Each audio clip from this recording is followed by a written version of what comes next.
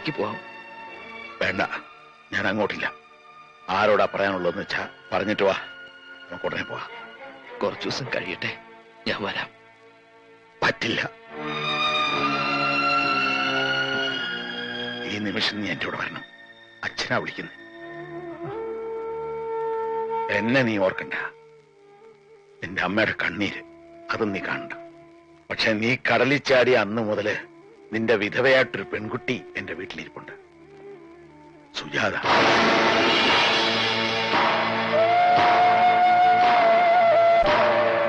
അവളെ നീ ഓർത്തേ പറ്റൂ. അവളെ കണ്ണീര് അച്ഛാ, നിന്നെ നടക്കാൻ പഠിപ്പിച്ച കൈയായത്. ഇപ്പൊ ഞാൻ യാചിക്കുക, ഈ കൈ നീ വിടരുത്. മോൻ അച്ഛന്റെ കൂടെ വരണം. ഉണ്ണി, ഞാൻ പറഞ്ഞിട്ടില്ലേ നമ്മുടെ കൽക്കട്ടയിലെ സർവാജി? ഹലോ. ആ, എന്താ ഇത്? ചടങ്ങുകളൊക്കെ തുടങ്ങാറായില്ലേ? വേഗം വാ.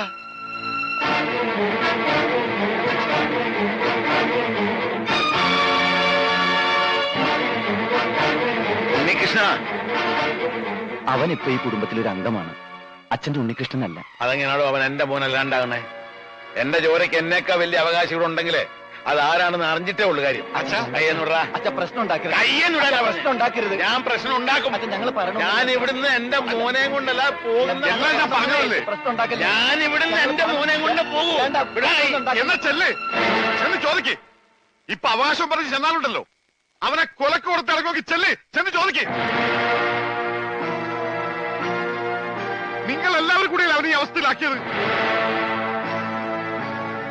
ഇനിയെങ്കിലും അവൻ സമാധാനമായിട്ടൊന്ന് ജീവിക്കട്ടെ. അച്ഛൻ പോ. അവൻ മരിച്ചെന്ന് കരുതിക്കോ.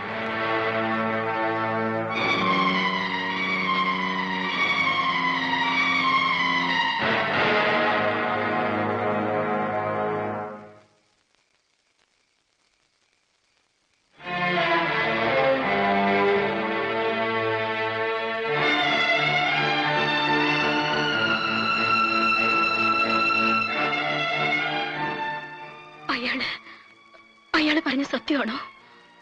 നമ്മുടെ ഉണ്ണി മരിച്ചവര് തിരിച്ചു വരില്ല. വരുമെന്ന് കരുതി നമ്മളൊക്കെ വിഡ്ഢികളാ. അതിലേറ്റവും വലിയ വിഡ്ഢിയാരാന്നറിയോ? നീയാ. നീ അവൻ നിന്നെ കല്യാണം ഒന്നും കഴിച്ചിട്ടില്ലല്ലോ, പിന്നെ എങ്ങനെയാ നീ അവന്റെ വിധവയായത്? ഇറങ്ങണം, ഇപ്പൊ ഇറങ്ങണം എന്റെ വീട്ടിൽ. എന്തൊക്കെയാ പറയണത്? ഇനി ഒരു നിമിഷം പോലും ഇവിടെ നിൽക്കാൻ നിനക്ക് അവകാശമില്ല. ഇറങ്ങണം. അപ്പോ താനവനെ കണ്ടല്ലേ? താൻ വിളിച്ചിട്ട് തന്റെ മോൻ വന്നില്ല അല്ലേ?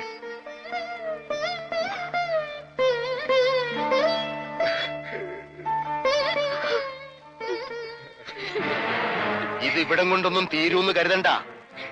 ഇപ്പൊ മനസ്സിലായില്ലേടി നിന്റെ ഭർത്താവിന്റെ സ്നേഹം? അവന് വേണ്ടെങ്കിൽ പിന്നെ നീ എന്തിനാ അവിടെ നിൽക്കുന്നേ? ഇനി ഞാൻ പറയുന്നതിന്റെ മുമ്പിൽ കഴുത്ത് കാട്ടി കൊടുത്തോളും. അല്ലെങ്കിൽ തന്റെ മുമ്പിലിട്ട് മണ്ണെണ്ണ ഒഴിച്ച് കത്തിക്കും ഞാനിവിടെ. അതും നാം കാണും.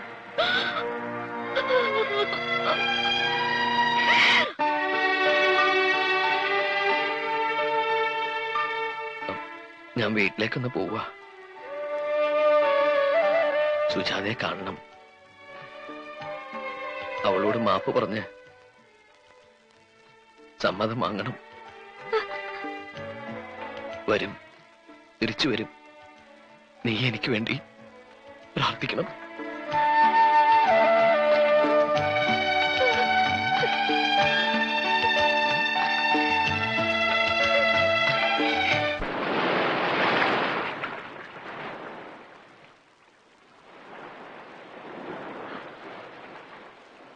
ഉണ്ണി,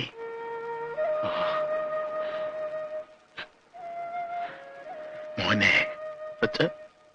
ഞാൻ വന്നല്ലോ, എന്റെ പൊന്നുമണിങ്ങി വന്നല്ലോ.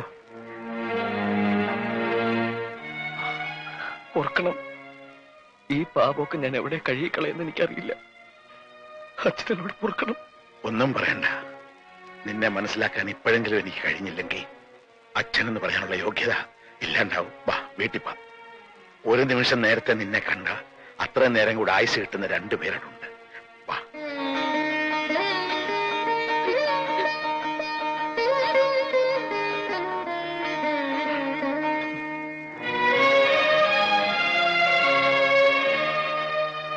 മോളെ സുജേ,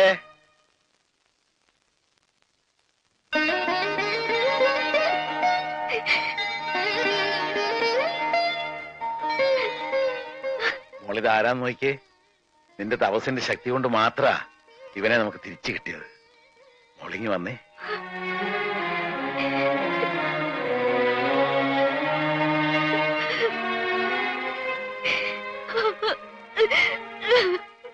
ഇനി മോള് കരയണ്ട.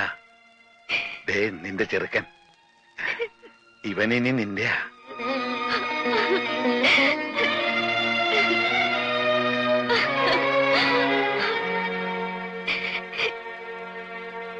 മോനെ,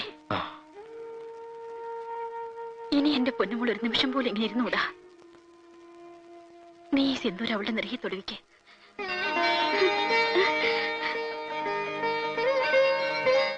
നാളെ എന്റെ വിവാഹമാണ്.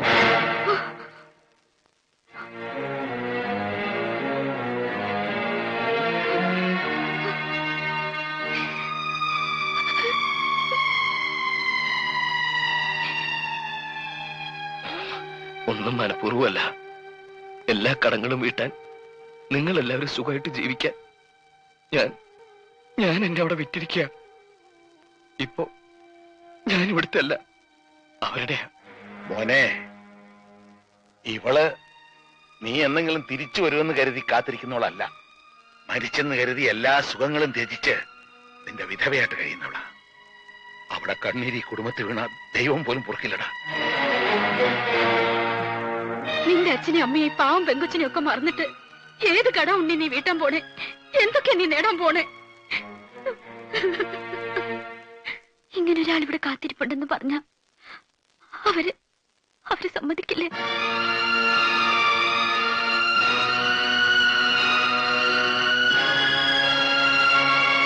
സുജി, ഞാൻ ബുദ്ധിമുട്ടാച്ച വേണ്ട കേട്ടോ. ഞാനിങ്ങനെ വെറുതെ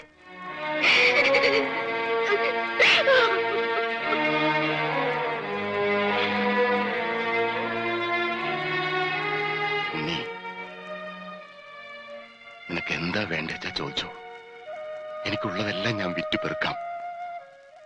തെരുവിലിറങ്ങി പിച്ചെടുക്കേണ്ടി വന്നാലും നീ ചോദിക്കുന്നത് ഞാൻ തരാം. നീ എന്റെ മോളെ വിട്ടു പോകരുത്. പോകാൻ ഞാൻ സമ്മതിക്കില്ല. ഞാൻ സമ്മതിക്കില്ല.